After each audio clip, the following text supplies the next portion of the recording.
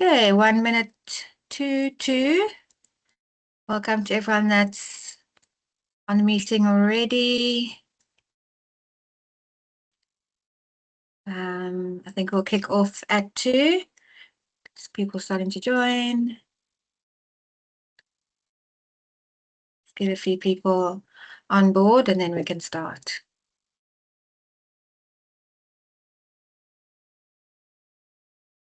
Everyone's note takers.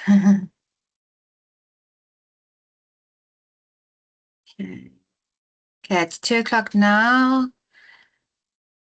Okay, so yeah, I'll do a quick introduction for those of you that haven't met Christopher from Capisol.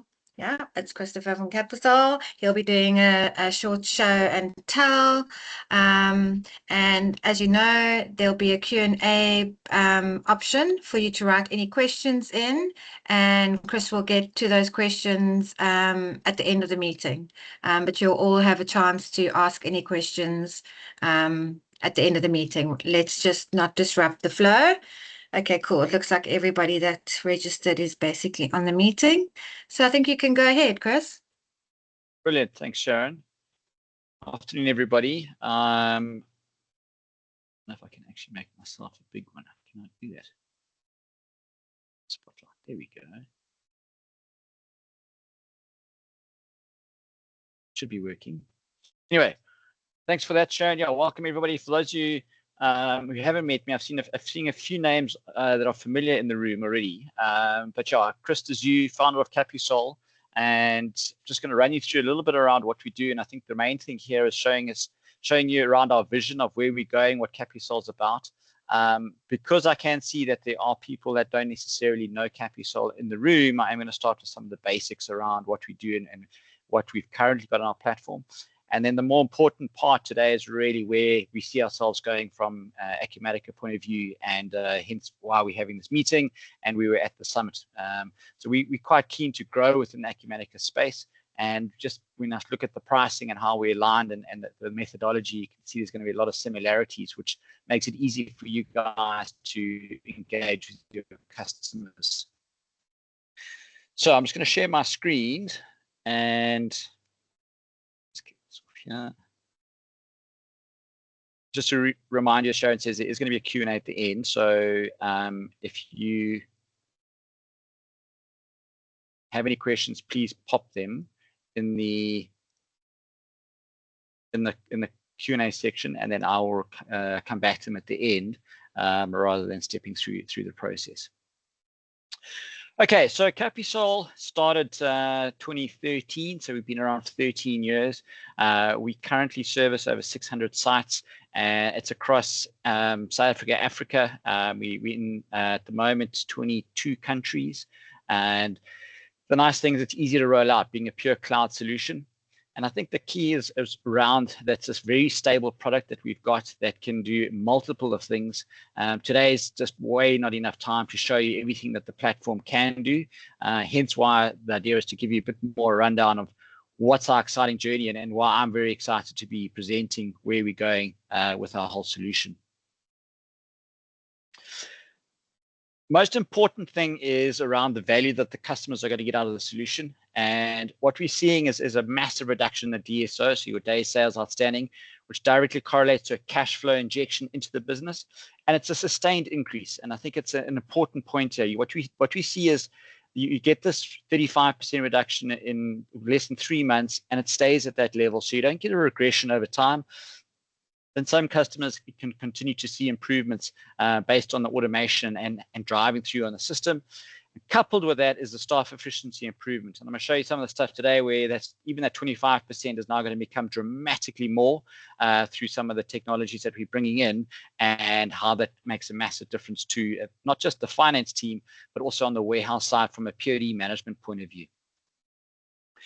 So that being said, what is Capisol? So Capisol is a platform that has multiple services that we can provide through to the customer. We're an extension of Acumatica. So basically, we're going to connect through the APIs. We're going to extract the data out of the system, as well as extracting the documents out of the Acumatica, and we're going to pull that onto the Capisol cloud, where we will then perform certain functions within the system, again, which I'm going to run through to you now. The key thing here is around the accounts receivable. And really focusing on getting that invoice through to the customer and making sure that they've got no excuse for them not to be able to pay you. I'm not going to bore you to death with PowerPoint, so I thought what I'm going to do is just jump straight into the portal and just show you some of the functionality that we've got at the moment and really why it makes such a big difference. And I think one of the key things that you might get as an objection from your customers as well, why have another service when Acumatica can email it out through the system itself? And one of the key things there is I'm going to show you there now, the technology is around where standard emailing fails and what Capisol has done to bridge that gap, particularly in high volume environments. Let me just jump out of the presentation and across to portal.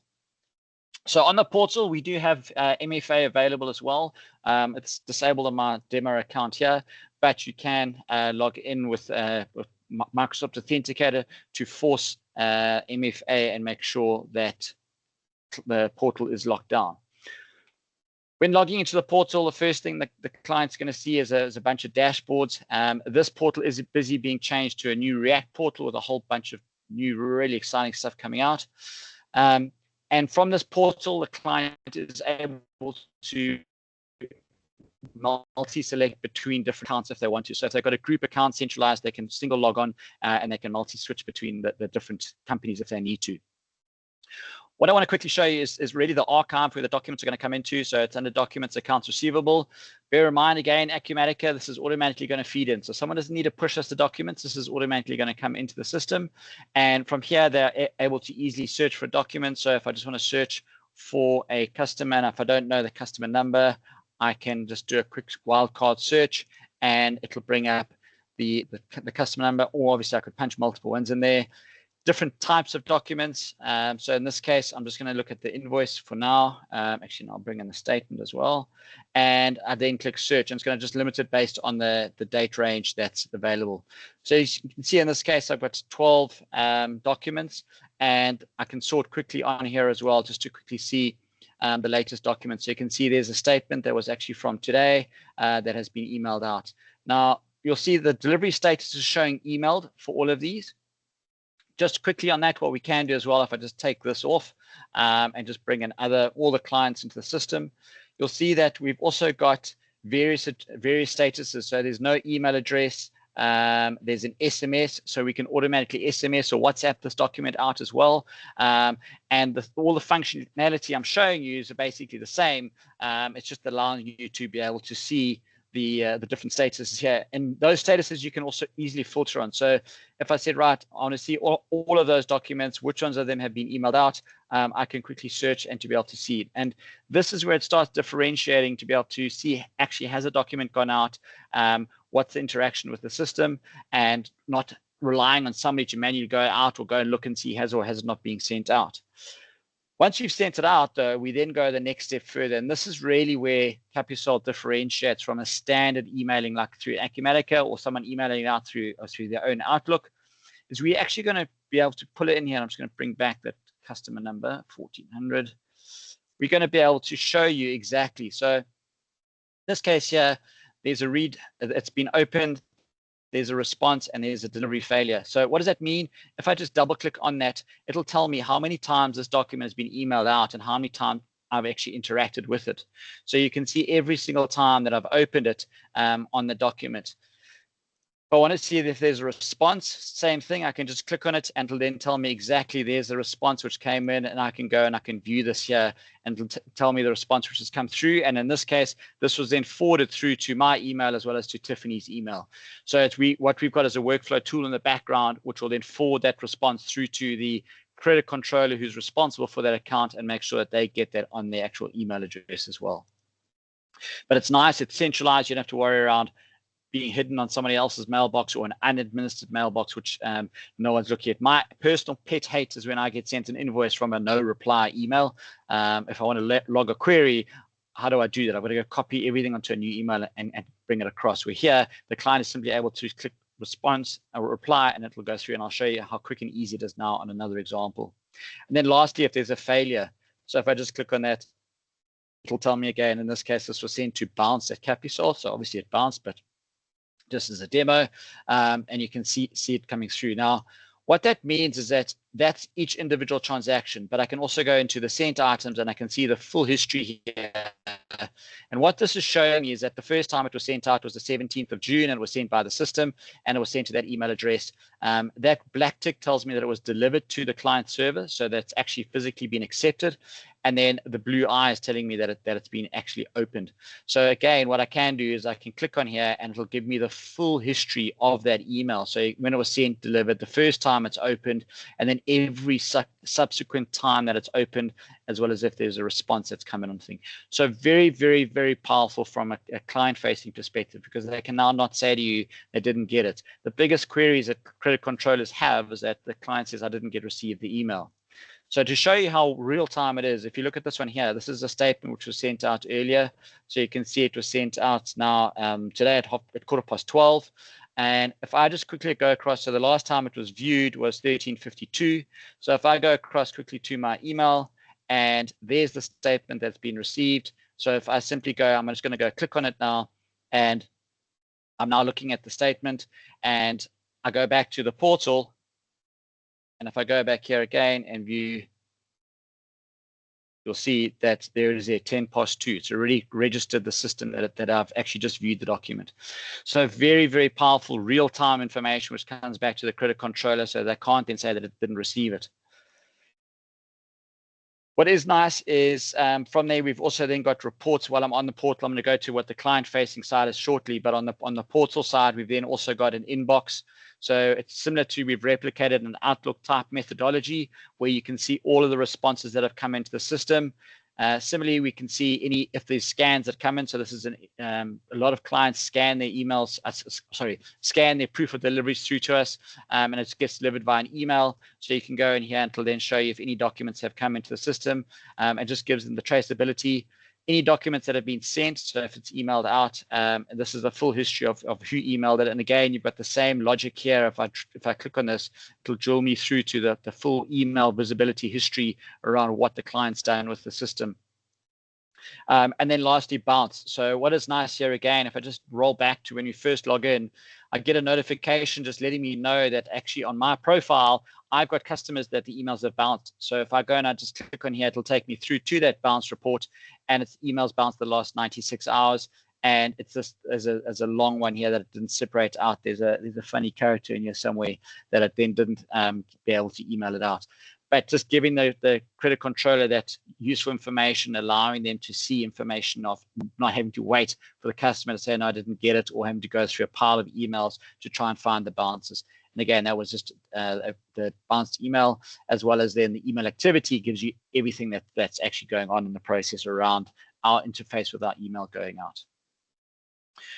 What we also have is a deliverability suppression list. So what we're doing here is that if you send our mail out, like we've got an ours that bounced at Capisol that you saw earlier, if I go and I search on this, you'll see that all of these emails, so there's the bounce at Capisol. And what that does is the first time an email doesn't get sent, it goes onto the suppression list. Now, the reason we do that is because we obviously sending out thousands and thousands of emails. We need to make sure that the capisol.cloud domain is got a good reputation and is whitelisted everywhere. So in order to do that, you don't want continual bounces. So what we do is we will then add it onto the suppression list, which means that if I were to try and send it, it'll immediately tell me that it's a failure, because it's on the suppression list. The users do have the ability to unsuppress it, so they can go in and they can unsuppress it, but we're finding this very powerful for clients immediately, because this is your full bounce list of all the emails that aren't going out to the client without having to worry or go and wade through emails or check for different areas for it. It's this consolidated area of all the emails that you've got in there, in your case, Acumatica, that would not be sent out, even though they might be trying to send continually. Okay, so that's sort of how a credit controller would be able to look in the system and can see the information. How does it look from a client-facing perspective? So if I jump back to the email, you're going to get a nice branded looking HTML, obviously branded to the customer, not to Capisol, but branded to the customer. They can change anything. There's templates that they can use and make it look professional. The key thing is we then send out a PDF statement. So if I just open up on that, what it'll do is it'll open up that statement, and this would be the Acumatica layout, and it's a PDF. And if I just go here, it's got full security, so it's encrypted, and you can't change anything on the document. So it's got full encryption. Where is on here? Show details. So 128-bit encrypted, and can't adjust. I can copy information off here, so we do allow that so that the guys can copy off as well as they're allowed to from their own side if they want to add a comment. But what we do have is the hyperlinks. Now, what we found over the years is by rather than, and again, talking from an Acumatica perspective, they've got that portal where the client can go log in. In a large organization where a credit controller is dealing with 100 to 150 suppliers, it's way too cumbersome for them to go in and try and log in everywhere. The strength of Capisol is that we've emailed it out to them. They've got a PDF. They can then start doing their recon. But a normal scenario, oh, but hang on, I don't have this invoice. They're not going to go log in somewhere. All that they need to do is they simply go and they're going to just click onto the document number. Now, that hyperlink is a live request to view that document on the Capisol service. So what we do is we do a Cloudflare validation just to make sure that's not a bot which is trying to skim the document off the system, and it has to be a human who's actually accessing the document. From there, they can click view document, and based on your browser settings, it will then download the document and open up, in this case, open up on my Adobe. And from here, I've then got the PDF of the invoice on my local machine. But we go further. So you can see we've got links to terms and conditions. So we can link to different documents in the system. We can link to contracts. We can link to purchase orders, anything you want. In this case, I'm going to link through to the signed delivery note. So again, click on the link. It'll do a quick validation, and it does it every time we click on a link. And this time, it's going to come through, and it's a delivery note. And this is an example of our ePOD that we've got. So I know Acumatica has an ePOD solution similarly, but this is the Capisol ePOD. So here's the signed delivery note, which has then been linked directly to that invoice. So again, the customer, all that they've done, opened up their PDF, and they can interact with it at that level. If they don't want to go and download all those documents one by one, they can also just click on related documents. And what that does is it'll then allow them to actually open a link of all of those documents. So you can see there's the statement, all the invoices, and there's the one delivery note that we've got, as well as an Excel version of their statement. So they can just quickly go here and then bulk download everything in a zip file onto their machine, continue with their process. Now, what we've done here as well is it's an enhancement coming out end of July, where we are able to handle different Excel formats, as well as being able to handle customized messages, HTML, the attachment name, the subject line. And the reason we're doing this is because we're seeing a bigger increase in the bot processing, particularly with the large retailers.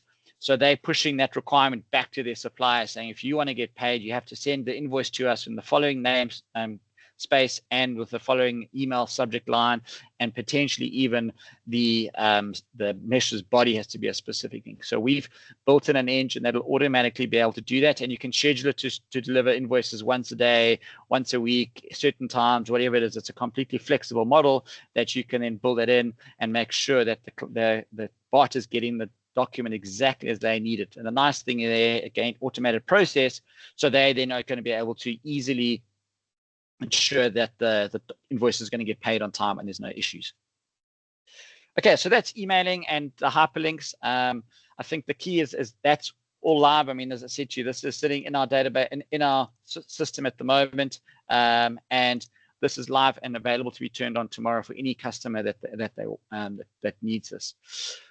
What we've then started looking at is being really efficient from a credit controller point of view. So we've got a collect service, and what this does is this comes in with some nice metrics around the cash flow forecasting, with a view of your invoices, oldest invoices, largest invoices, as well as your missing POD report. So we've already got the missing POD report, but now if I drill in here, what it actually does is it's going to show me all the PODs with the invoices overdue. So these are the 71 here are the ones that really should be focused on because the customer hasn't paid the invoice. It's now overdue and it's missing the POD. So nice information from an operational point of view that you can feed this back through to the operations. And just on that, what we do is we can send through. So this is the scan report.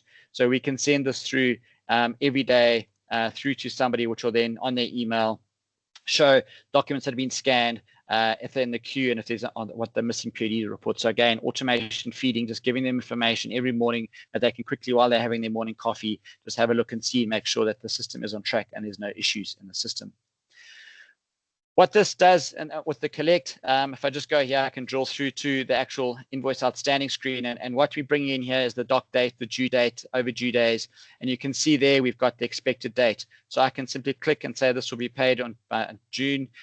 Or if I want to, I can also do a bulk action to set up a bulk process. So if I'm dealing with a customer and they say they're going to pay all the invoices by a certain date, I can simply go in here and I can search for a customer. So let's just bring up a customer. And what it will then do is it will then show me all of the outstanding invoices for that customer. And I can simply say, yes, all of those invoices will be paid. Let's make them payable end of July. And once I do that, boom, it updates. And if I then go back to my dashboard, this will automatically adjust here. You can see there's a big now chunk sitting in July that's going to be pulled through. So nice view from a credit controller's point of view, because it's also easy in here if they need to be able to see the documents from a payment status point of view without having to go back to the Dynamics Acumatica and pull it back in here. But what we've also got is the ability to automate reminders. So if I go here and I can show you on the setup, you can see email templates in general. So the email templates is where they'll be able to upload the HTML, change the message body and the subject line. If I go back to the setup and say general, you'll see here we've got automated reminders. So what you can do is you can turn this on, and then a reminder will go 7 days before an invoice is due. So let's just say it's the 30th of June today. It would have gone out on the 23rd of June. They would have got a reminder saying that the invoice is due for payment. Please make sure you settle. Again, that means customizable. But what we do is we bring that in to the new emailing logic as well. So if the client has not read the invoice, then they will get a reminder email. So it correlates with the view status of the email, making sure that you're not harassing the client, just bombarding them all the time. Similarly, if you put an expected payment date, so let's say it was due today, the 30th of June, but the client has said they're only going to pay it on the 7th of July for whatever reason, they would then, the system would pick up on that and would only then send to them today to say a reminder that you actually then do owe the invoice on the 7th of July. Inevitably, sometimes invoices go overdue. So then what happens is that it'll go on a first notice 7 days after it was due. So again, 30th of June, 7th of July, they would then get an email saying, reminder, this is now overdue, and it will go every 7 days. Now, at the moment, it is a static 7 days that just goes out and just makes sure that the client will basically get a little bit harassed by it. But the point is that it doesn't now look at the open status. So the reminders look at the open status. So if the client has opened your document, it is assuming that they then are going to be able to make the payment. But on the overdue side, it's automatically going to email it out as well through to the client. From a controller's point of view, what they are also able to do is, if they need to, they can go in here and they can add a comment. So they can capture a comment in here.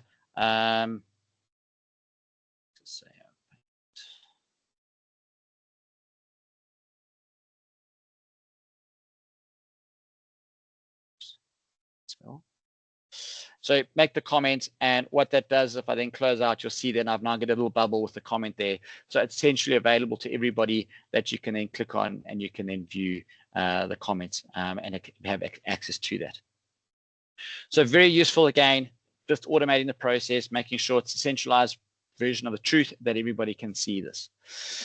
Okay, so that's Capisol as it is right now. There's a lot more from an EPD, document signing, there's contract management, there's digital onboarding, there's lots and lots of other things that we can do. But in the interest of time, I don't want to run through all of those services, and I'd rather then get to how we engage with you as partners and how we can start getting exposure through to your customers and making sure that you guys are starting to earn some commission out of this. So what I want to just discuss a little bit now is to go back to the presentation and start just running through around where's Capisol going? What is our plan? So I've described the emailing, what's going on there in terms of the standard emailing. What Capisol is moving and what we're shifting to is from document management, which is very much what I've showed you, very stable platform, unbelievable from existing as it is right now, but we're going to be moving towards cash flow intelligence for our clients. And why that's important is because all of a sudden now you've got this huge system of documents that's got all this data and all this intelligence, all this information. But what it's doing is it's really giving the client the historical information. So from a Capisol, we are now going to become the leading intelligent accounts receivable platform. So we are moving away from just pure document management to looking into how do we take what we've got and using AI as enabling technology to be able to enhance the whole experience from a client's point of view and making sure that we can drive this AR excellence. So it's really making sure that we are continually driving that into the business. Our promise still stays the same. So our promise is always efficient and consistently reliable. So even though we are bringing in the AI, our drive is still along that same process. We're not going to bring in AI and just do autonomous everything. You'll see as we bring it in slowly but surely, I'm going to show you some of the stuff now, that it's all around making sure that the humans start trusting they're always the overriding process in using AI. It's not just going to go and do its own thing. And I think for me, one of the key things is that the systems, particularly in document management, was very much around what's happened. Okay, so I use a prime example of, did you email it, or have I got a POD? It's not around what is going to happen. And that's where Capisol is now pivoting to. We're going to become focused on what's next. So it's not around what's happened, it's what's likely to happen and possibly what you should do next as a result of that. And that's our drive on this whole intelligent platform, is to look at the cash flow side of it and make sure that through this, we can really make the credit controllers a lot more effective. The idea is less admin, giving them better decision making, and ultimately driving better relationships internally as well as with their customer facing. How we're going to do that is by enhancing our platform and to be able to bring in suggestions, looking at the data, being able to lower the risk, because what we're seeing is that there's a lot of things. It's by the time the debt has turned bad, or there's a bad predictor, it's too late often, and execs aren't getting visibility through to that. So with Capisol, we're going to be able to bring in the AI into that process to make sure that we can drive that decision making from an exec point of view, reduce their risk, and make sure that ultimately they see Capisol as a valuable platform to them.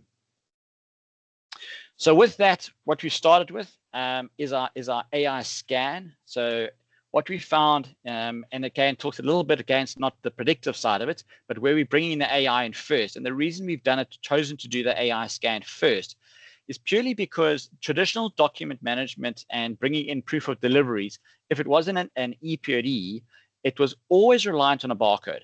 Now, there are a few solutions which have tried the OCR, and the problem with the OCR, which is the ocular character recognition, is it's still expensive, it's not quick enough, and it often gets it wrong still. So we went away and said, hang on, we've got a lot of clients that scan a lot of documents into us, and there's problems because particularly decentralized operations where the barcode suddenly doesn't get printed on the document, or there's a pen through the line of the barcode which ruins integrity, or you've got supporting documents which have to come into the system. So all of these make scanning and POD management difficult. So we said there's got to be a better way that we can do this. So this is a prime example of something here where you can see this has got a tax invoice which is serving as a delivery note. It's been signed, but it doesn't have the barcode on it. And the supporting document is a purchase order which wants to be scanned in together. Now, that's always going to require somebody to go and say, yes, these two documents belong together. Because unfortunately, if you've got barcodes, the system doesn't know if what it doesn't know. So it doesn't know if there's not a barcode there. so it has to assume to go for a human to validate it. So we said, no, let's find a way to solve this problem. And what we did is we went out and we have done this AI scan. Now, what AI scan does is that the same process, unfortunately, you still need somebody to scan the document through to us. So you're going to scan the document, and it's then going to trigger an event on our side. We then take that document, we basically convert it to an image, and we send it through to an LLM, which will then interrogate and actually reads the document for us, and it picks up on information. Now, the nice thing here is that it doesn't require training. It doesn't require anything from a perspective of learning the documents or needing to know the process. So this is a typical example of a very messy scan. So what we've got here is we've got a tax invoice, which is the delivery note. So it's doubling up. And you can see it's every second page is the tax invoice, and then there's a supporting document behind every single one. But you can see how they're all completely different. This is a handwritten job card. That is actually a just not the computer generated job card. That's a screenshot, and this is a handwritten tire wheel alignment. Excuse me. So traditionally that would go to a scanner and they would struggle. There's not even a barcode, so someone would have to go into the system and actually manually index that. What we do now is we pass that through to our AI scan, and what it does is it picks up and it reads the document number. It's picked up all this information for us around the customer and the information, and what it's done is it's picked up on the order number. So you can see order 39418, but you'll notice on the right here it's actually linked page 1 and page 6. So the person scanning it, which is often a very low-end employee, has now scanned it, and they've scanned it in the wrong order. So the AI is clever enough to look through the whole batch, and it says, hang on, here's an order number. Right at the end is the supporting document. It correlates, yes, the customer is the same, and it'll then say those belong together. And you'll see it's done that through all the documents. So this is also another order number. Here is the registration number, and that's linking to the manual handwritten tire alignment form, as well as there's the job card and syncing through to the job card number. So automatically picking up on that. So this is going to be a massive impact from a scanning perspective, because now scanner does not need to go and validate this information. Again, what's important is we'll take this and we'll still validate that to Acumatica data. So we're going to make sure that it has read this as document number and it is relating to a transaction sitting in Acumatica. And anything which then fails a confidence level will still go for human validation. But you're not needing to go and make sure that all of the documents that are supporting or anything else has to be manually associated. The nice thing is it can also do doc 1 to doc 2, doc 2 to doc 3, so it can build up relationships across a whole stack of documents and bring that in. We believe this is going to be a massive, massive time saver. We see it already with our clients, and as I said, particularly anybody supplying into that FMCG space where the retailers are pushing back with their SAP GRVs and their own documentation to make sure that a document has been received on their system before they'll actually make the payment. Typically built for high volumes, so not necessarily. Where we're also seeing a lot of cases is with the old dot matrix. Amazingly, some people are still using dot matrix, and that obviously that's a very difficult barcode to read. They can then bring it through. But high volumes, mixed document batches, and also just anybody needing a POD and delivery workflow, because now all the documents can automatically come in. We can trigger certain things off that, which can then push that through to the system. So that AI scan is still in development at the moment, but it's coming out. We expect it to launch now end of July into the system, as well as then our first intelligent platforms around looking forward to the actual invoices, the debt management. And the idea is, again, not just autonomous. We're never going to go that way. We've always got to stick by our promise of being consistently reliable and always efficient, because if you're not, this could get out of hand. And as an accountant myself, you've got to make sure that everything's 100% correct, that you're not just going to let something off and do some crazy stuff in a system. Okay, so that's where we're going. Really the purpose of today was to introduce myself, run you through it, and then to sort of highlight how do we work with you guys as well.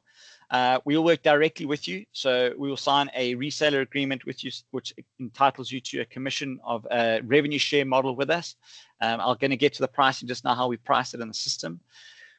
Typically, we would do the demo with you. Unfortunately, my business development development manager couldn't join. He was struggling with some technical issues, but I will introduce you to him. His name's Dave Miller, and he's just joining the team now, beginning of July, and he'll be your key contact going forward. And what we'll do is we'll interact with you, help you with proposals, help you with the demos, and effectively we'll then do the implementation as well. So on your side, really all we're looking for is that door opening. Let us come talk to your client with you, and we'll show them how the solution works, what the benefits are, listen to them if there's stuff that they need, possible customization or changes on. As I mentioned, the platform is designed to be very customizable, so there's a lot that we can do.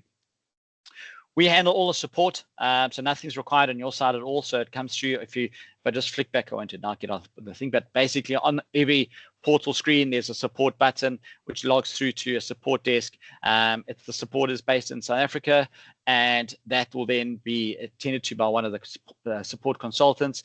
If needs be, we do escalate back to you for certain things, like if it's on something within Acumatica. However, Capisol support is all done on our side. So effectively what it means is that all that you need to do is do the introductory for us into your clients, and we will then be able to work with you, and you then enjoy from a revenue share perspective ongoing, as long as the client is maintained through yourself from an Acumatica perspective.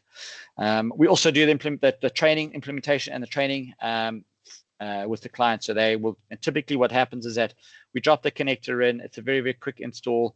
It's a cloud to cloud connector. So from our side straight to Acumatica Cloud, we pull the data in, and then they're trained on their documents and their data right from the word go. Your involvement would only necessarily be with the templates and how the documents are printing, just so we are aligned to make sure we can read all the document data in the information without having to guess or change, because often it looks good to a human, but in the background, the fields are merged in the back. So with that, the pricing, let me jump to the pricing schedule. So we price it based on monthly invoice volumes processed. So you can see it's direct to the replicates exactly your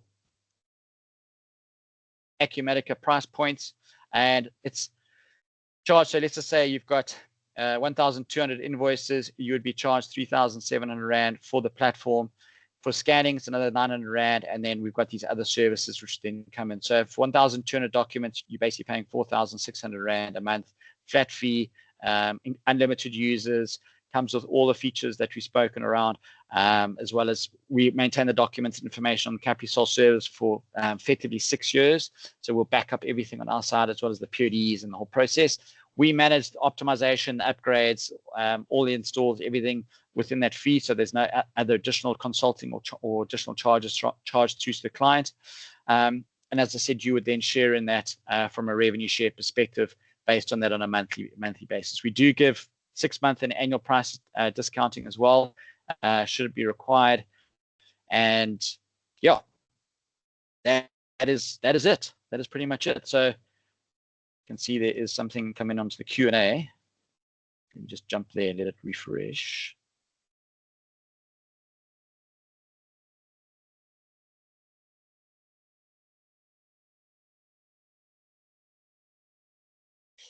Okay, so let's start. Mohammed, so from a online payment perspective, we don't handle payments. So what we can do is we've got the ability to pass. So when we went from the statement, we open up that portal, we can drill from there straight to a payment gateway. So we won't handle the payment ourselves. We're not a financial body, but what we can do is take that information and pass it to the payment gateway for the client if they've got requests for that. So similarly, like on the SMSing or WhatsApp side, often that's a business to consumer, which is more likely to happen. And from there, you can have a pay now button. We don't, as I said, we won't handle any payments on our side. If I'm answering your question correctly.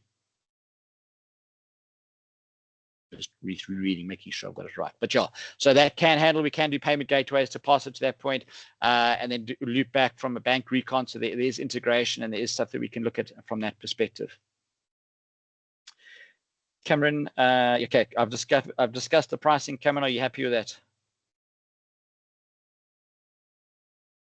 And then what I can do, if you guys, so I can share the pricing with you guys as soon as you engage with me, if you just want to get hold of me again, and to be able to once you sign up as a reseller, I can share all the information, the pricing. There's a price calculator that I've got, which is very simple, that you can just input the numbers and it'll output the price for you. So it's not difficult to quote on. Or if there's a more complex proposal, you are welcome to come through to me, or in future to Dave, who will then be able to help you.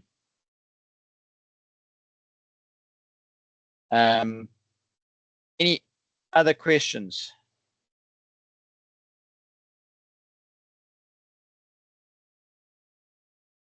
Cool. I'm also happy to send out the recording after this if anyone wants the link. It has been recorded, so just pop me an email or raise your hand and I'll send through the recording. So I think, yeah, just the last thing on that, guys, is we've spoken to Shona and Bernard about it, and we've provisionally got a 21st of July is a customer presentation as well. Be a similar presentation to this. It will be more of a shotgun type logic.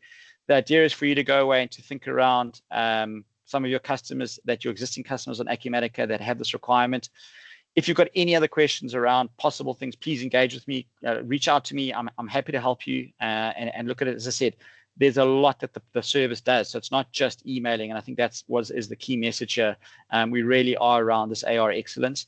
And what we can do is to either bring them through to the 21st of July, or I'm happy to do more one-on-ones if you would prefer with your clients. Again, I'm here to help, try and help you guys to be able to get this in and give your clients a little bit more extra, just over and above what Acumatica. So it fills that void where it's just not quite getting what it should be.